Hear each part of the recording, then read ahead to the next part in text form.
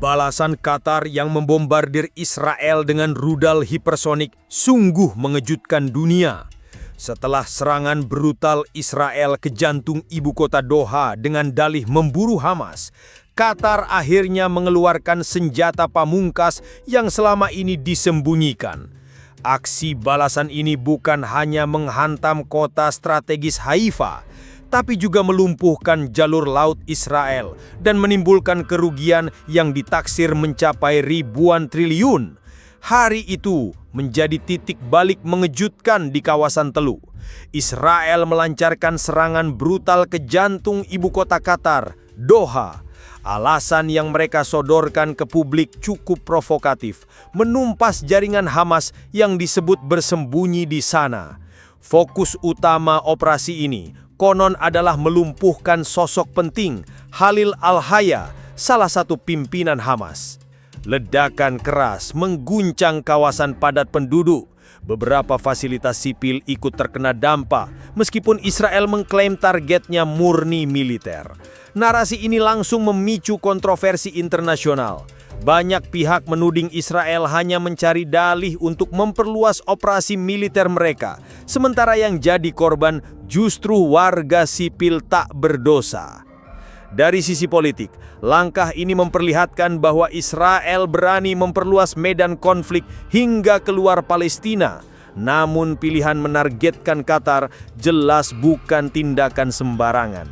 Qatar selama ini dikenal punya posisi unik di kawasan. Kaya, berpengaruh, dan punya hubungan khusus dengan berbagai aktor penting di Timur Tengah. Serangan ke Doha sama saja dengan menantang status geopolitik negara yang selama ini lebih banyak berperan sebagai mediator. Dampak psikologisnya langsung terasa. Qatar yang biasanya tampil hati-hati dan diplomatis kini dipaksa masuk ke dalam pusaran konflik. Serangan ini mengubah posisi mereka dari penonton menjadi pemain utama. Pertanyaannya, apakah Israel sadar konsekuensi panjang dari aksinya? Ataukah mereka justru sengaja ingin memancing reaksi keras Qatar demi kepentingan strategis tertentu? Yang jelas, publik dunia terbelah. Sebagian menyebut langkah Israel sebagai bentuk keberanian menumpas terorisme lintas batas.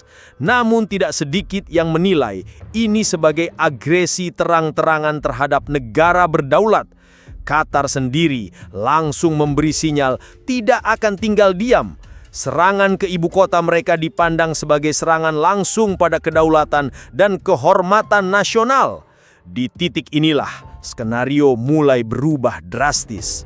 Qatar yang selama ini jarang menampilkan kekuatan militernya secara terbuka, disebut siap mengeluarkan kartu pamungkas. Senjata yang selama ini hanya jadi isu di lingkaran intelijen kawasan, rudal hipersonik generasi terbaru. Serangan Israel ke Doha tidak hanya memicu kemarahan publik, tetapi juga menyingkap sisi lain dari Qatar yang selama ini jarang tersorot, kekuatan militernya.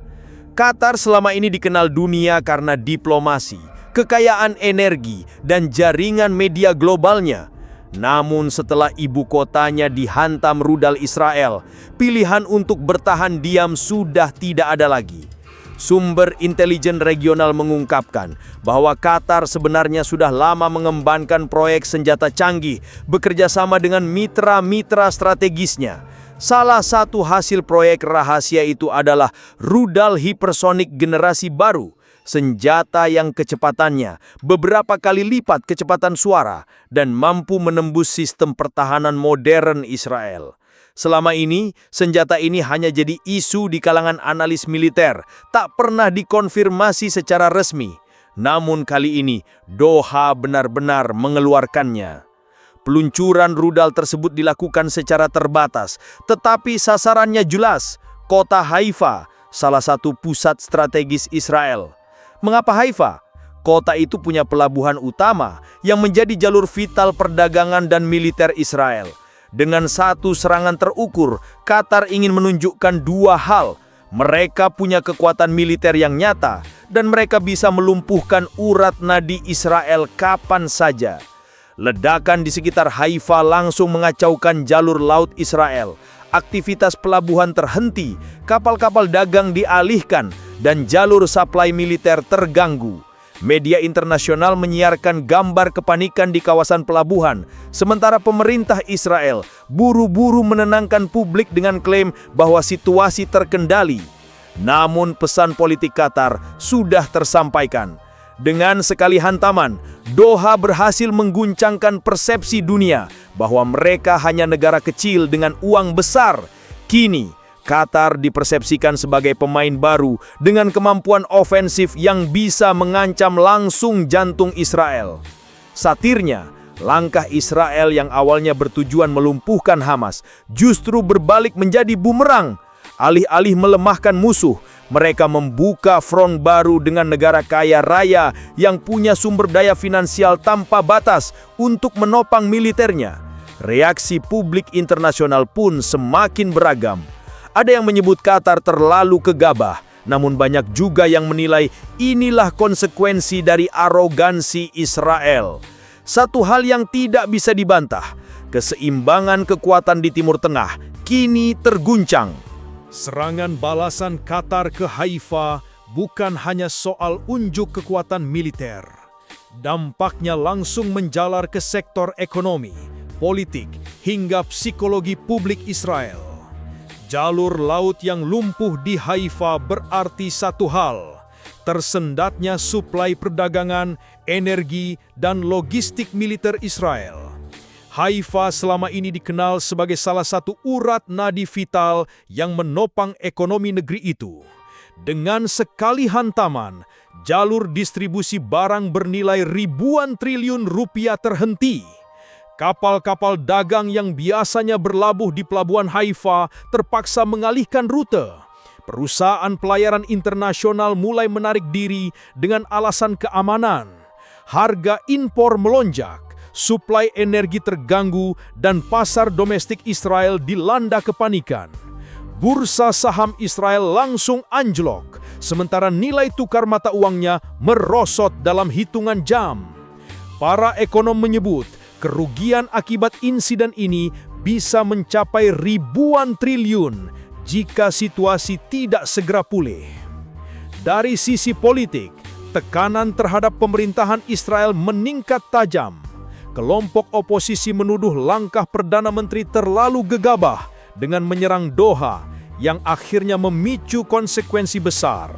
Di sisi lain, pemerintah justru semakin keras membenarkan tindakannya dengan narasi klasik membela diri dari terorisme. Namun narasi ini terasa semakin rapuh ketika fakta menunjukkan bahwa serangan ke ibu kota Qatar malah membuka front konflik baru yang lebih luas. Dunia internasional pun terbelah.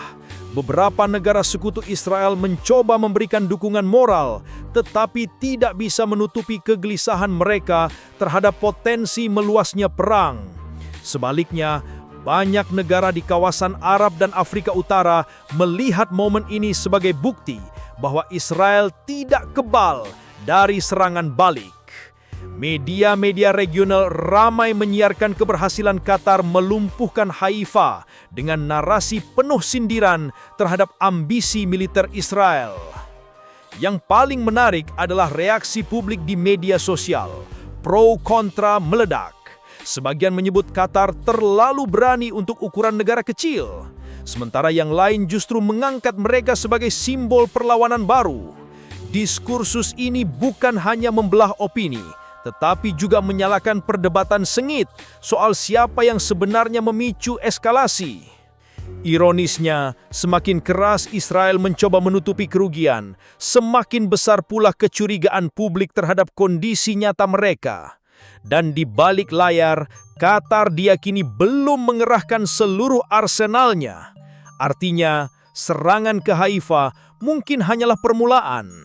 Pertanyaan besar kini muncul di meja analis militer dan politik. Bagaimana mungkin Qatar, negara kecil dengan populasi terbatas, mampu meluncurkan serangan rudal hipersonik yang begitu presisi?